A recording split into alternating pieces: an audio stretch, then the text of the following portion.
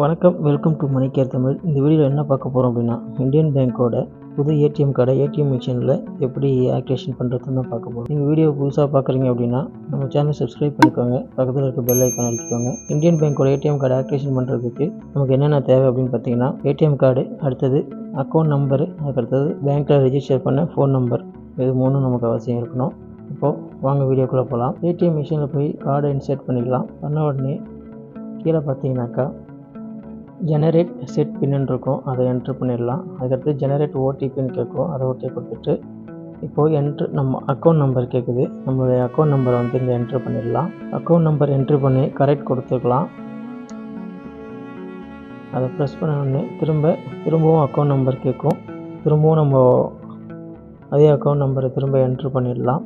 இப்போது இந்த வீடியோ நிறையா ஷேக்கிங் இது மாதிரி இருக்கும். இந்த வீடியோவை நானே எடுத்ததுனால அவ்வளோ கிளியாரிட்டி இருக்காது. 2 டைம் அக்கௌண்ட் நம்பரை என்ட்ரு பண்ணோன்னே கன்ஃபார்ம் கேட்கும். கன்ஃபார்ம் கொடுத்துட்டோம் அப்படின்னாக்கா நம்மளுடைய name, account number, phone number எல்லாமே அதுவே காமிக்கும். அதை கன்ஃபார்ம் பண்ணிடலாம். கன்ஃபார்ம் பண்ணிவிட்டு உள்ளே போயிட்டோன்னா நமக்கு சக்ஸஸ்ஃபுல்லாக ஓடிபி அனுப்பியாச்சு அப்படின்னு சொல்லிட்டு நமக்கு வந்து ஒரு மெசேஜ் வரும். அடுத்தது மறுபடியும் கார்டை எடுத்துகிட்டு மறுபடியும் இன்சர்ட் பண்ணிவிட்டு நம்ம ஓடிபி போடுற மாதிரி இருக்கும். இப்போ இன்சர்ட் பண்ணலாம் கார்டை.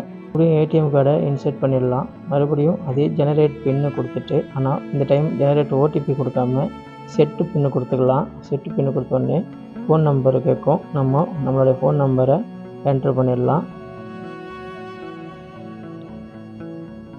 ஃபோன் நம்பர் என்ட்ரு பண்ணி கரெக்ட் கொடுத்துட்டோம் அப்படின்னா நம்ம ஃபோனுக்கு வந்த ஓடிபியை என்ட்ரு பண்ண சொல்லும். நம்ம ஃபோன் நம்பருக்கு வந்த ஓடிபியை இப்போ என்ட்ரு பண்ணிடலாம்.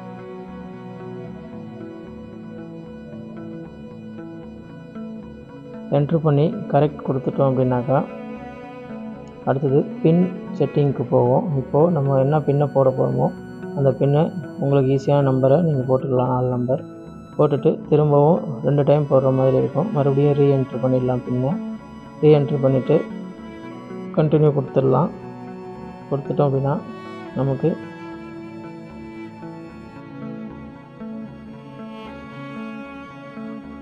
தேங்க்யூ, நம்மளுக்கு ட்ரான்சாக்ஷன் சக்ஸஸ்ஃபுல்லாக ஆகிடுச்சின்னு சொல்லிட்டு ரெசிப்ட் வரும். அவ்வளோதான் ஃப்ரெண்ட்ஸ், சக்ஸஸ்ஃபுல்லாக பின் செட் பண்ணியாச்சுன்னு சொல்லிட்டு ஒரு ரெசிப்ட் வரும். அவ்வளோதான் ஃப்ரெண்ட்ஸ், கார்டு ஆக்டிவேஷன் பண்ணியாச்சு.